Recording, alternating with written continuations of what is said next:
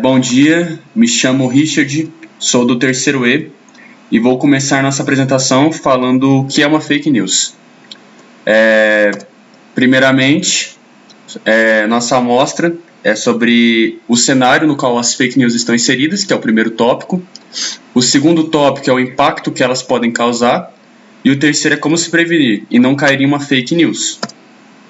Os integrantes do grupo é formado por Emerson, Gabriel, Jennifer, João, Rafaela, Renato, Richard e Tainá. Antes de mais nada, é interessante salientar sobre a origem da expressão fake news. Ela se tornou muito popular no ano de 2016, onde Donald Trump foi eleito presidente dos Estados Unidos. Fake news, ou traduzido para o português, significa notícia falsa. Certamente ela possui características que podem ser gerais, como por exemplo, alto poder de viralizar em pouco tempo. Se apresenta como uma notícia verdadeira e a mais óbvia ser uma notícia muito falsa. Citando outros exemplos que caracterizam uma fake news, temos notícias que se apresentam com títulos de forma alarmante, não possuem referências de outras pesquisas ou de nomes, ou quando possuem, elas tendem a manipular informações. Agora que caracterizei o que é uma fake news, eu vou explicar quais as possíveis causas ou objetivos por trás de uma fake news. Primeiramente, uma fake news tem como principal e universal objetivo de enganar, já os outros motivos para ser variados. Por exemplo, podemos citar manipulação de posicionamento político, viés de confirmação, onde o indivíduo, ao se deparar com uma notícia que simpatiza com as suas crenças, ele a torna como uma verdade absoluta, sem questionar. Isso contribui para as outras causas, como alimentar grupos de ódio e preconceitos. Dito isso, eu trouxe uma fake news compartilhada numa live no dia 21 de outubro, onde o presidente Jair Bolsonaro compartilhou uma fake news que relaciona a vacina contra o vírus da Covid-19, a AIDS. Segundo ele, abre aspas, relatórios oficiais do governo do Reino Unido sugerem que totalmente vacinados, quem são os totalmente vacinados? Aqueles que depois da segunda dose, 15 dias depois, após a segunda dose, totalmente vacinados estão desenvolvendo a síndrome de imunodeficiência adquirida muito mais rápido do que o previsto. Recomendo ler a matéria. Fecha aspas. Por se tratar de fake news, o Facebook introduziu o vídeo da live do ar. Agora vamos a partir para o próximo cenário e tentar entender como tudo isso é possível. Como eu disse anteriormente, as fake news possuem um alto poder viral. Para quem não sabe, algo viral é algo que vira febre, onde as pessoas compartilham muito e muito rápido. É aí que entra a questão das redes sociais. Segundo a socióloga Bauman, as redes sociais são uma armadilha. O que isso quer dizer? Sabemos que vivemos num sistema capitalista globalizado, onde as pessoas tendem a acreditar que, por causa das redes sociais ou da comunicação, elas estão mais perto uma das outras. O que mais para frente veremos que é uma grande mentira. Muitos não sabem, mas dentro das redes sociais, apps ou qualquer coisa que envolve tecnologia, existem os algoritmos que são eles que controlam tudo. São eles que coletam dados das nossas preferências e, consequentemente, nos conduzem ao que tipo de conteúdo. Somos expostos e compartilhamos, mas qual é o problema disso? Bolhas online é o problema. Ao compartilhar uma fake news, o algoritmo coleta esse dado, deduzindo que é esse tipo de conteúdo que o indivíduo gosta de consumir.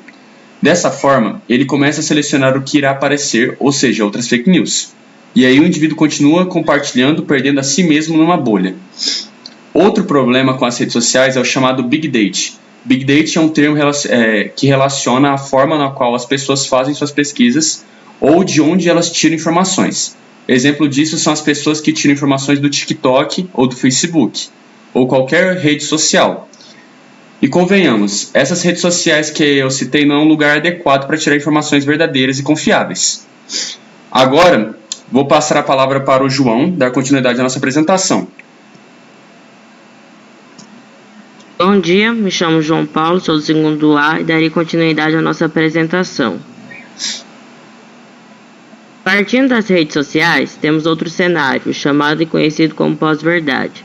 De acordo com o dicionário Oxford, o conceito de pós-verdade seria aquilo que se relaciona ou denota circunstâncias nas quais fatos objetivos são menos influentes em moldar a opinião pública do que o apelo à emoção e à crença pessoal. Em outras palavras, a pós-verdade se relaciona com a relatividade dos fatos, onde o indivíduo escolhe a sua própria verdade. Sua perspectiva é a que está acima de fatos. Tendo essa visão, podemos extrair algumas características desse cenário, como, por exemplo, o negacionismo científico, Big Data, bolhas online, etc. Partindo disso, sabemos que tudo que foi dito anteriormente acarreta impactos na nossa sociedade. Marc Leopold Benjamin Bloch foi um historiador francês e fez uma grande contribuição a escrever sobre as notícias falsas no século XX, ao final da Primeira Guerra Mundial. De acordo com Bloch, as notícias falsas mobilizaram as massas. As notícias falsas, em todas as suas formas, encheram a vida da humanidade. Como nascem, de que elementos extraem sua substância, como se propagam e crescem. Um erro só se propaga e se amplifica, só ganha a vida com uma condição: encontrar um caldo de cultivo favorável na sociedade onde se expande. Nele, de forma inconsistente, os homens expressam seus preconceitos, seus ódios, seus temores, todas as suas emoções. Essa reflexão nos faz tirar a seguinte conclusão: as notícias falsas estão diretamente ligadas às emoções de quem as lê, contribuindo para os efeitos negativos das fake news. Nosso grupo optou por dividir em impactos gerais e os impactos que têm uma relação mais direta com a pandemia. Começando pelos gerais, a gente vai ter as bolhas online, né? Que, como o Richard já explicou, aí agora a gente tem a manipulação de posicionamento político. E se tratando disso, o professor Pablo Hortelado nos traz uma contribuição ao afirmar que estamos excessivamente apaixonados politicamente. E quando estamos assim, a nossa capacidade crítica cai, e essa é a natureza do problema, no entender dele. E isso acaba que um indivíduo cego pelo ódio por um grupo opositor caia na fake news em relação a esse grupo, alimentando assim a propagação de ódio e servindo como um viés de confirmação. Pode passar para o próximo slide. Já em relação à pandemia, em relação às fake news, o impacto das fake news em relação à pandemia, a gente vai ter a disseminação de desinformação que debilita a população a tomar medidas para a prevenção do contágio ao vírus, onde os resultados se dão em várias mortes e além do agravamento dos índices da pandemia, que seriam de UTI, de enfermaria, a taxa de transmissão, etc. E ainda sobre as fake news, elas acabam influenciando as pessoas a cometerem atitudes como acreditar em receitas caseiras, as levando a acreditar em possíveis curas milagrosas ou prevenção. Outra consequência também em relação à pandemia é o descrédito e o desrespeito da população com a ciência, a equipe sanitária, os especialistas e com toda a comunidade da área da saúde. E esse descrédito na ciência ainda gera um impacto negativo contra a campanha da vacinação, como é o caso dos grupos anti-vacinas que resultam em mais mortes. E agora, você fica se perguntando, será que há formas de combater as fake news? Nós sabemos que as redes sociais, ou a internet em geral, não possuem um filtro que diga se uma notícia é falsa ou verdadeira. Então concluímos que há uma opção que é aprendendo a identificar uma fake news.